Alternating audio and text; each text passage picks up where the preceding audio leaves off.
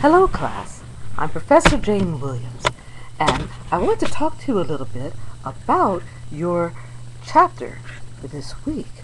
I think you're going to find it very interesting, Deviance and Social Control. This all comes down to who we punish in our society and whom we don't, and why we punish certain things and why we don't. Now the social control part comes pretty much like this, simple version. People who do not behave in a way that we feel they should in our society, we want to punish them or we want to keep them away from the rest of us so that society will be able to function the way it was intended. Okay.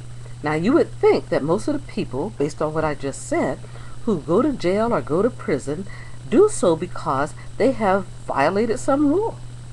And those who don't violate rules don't go. And we watch on the news every day to see those people who are in trouble, who have violated the rules, killed somebody, stole something, hurt someone, and end up going to jail.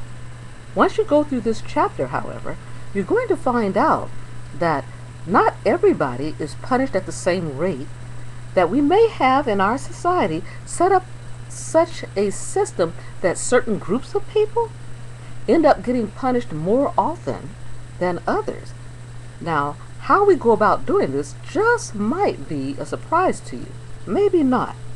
But when we decide who deserves harsher punishment, we take in consideration things like, what's their socioeconomic status? That is, how much money do they bring in? What kind of work do they do or their parents do? We don't put this in the law, mind you. We just take it into account when we're making the decisions if we should punish them, or if we're going to punish them, how much. We take in consideration what they look like, where their continent of origin was, even if they haven't been to that continent for maybe 3 or 4 generations. If their continent of origin was, say, Europe, we might cut them a little bit of a break.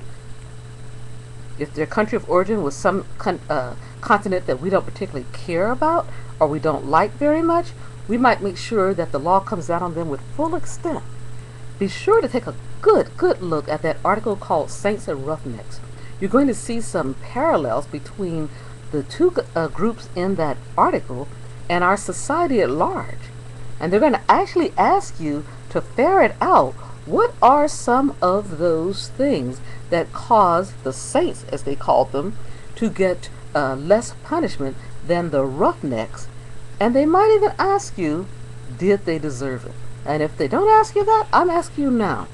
Did they deserve, the two groups, did they deserve the punishment that they got? And if they didn't get punished as much as they should, why do you think not? So interesting stuff. And interesting stuff about how we judge other people who are doing wrong. I'm not saying that nobody ever does wrong. I'm just saying how we punish, when we punish, with what kind of severity, with what kind of frequency, is all up for grabs. It may change the way you think of things and change the way you exercise your own authority, either now or in the future when you are the person in charge.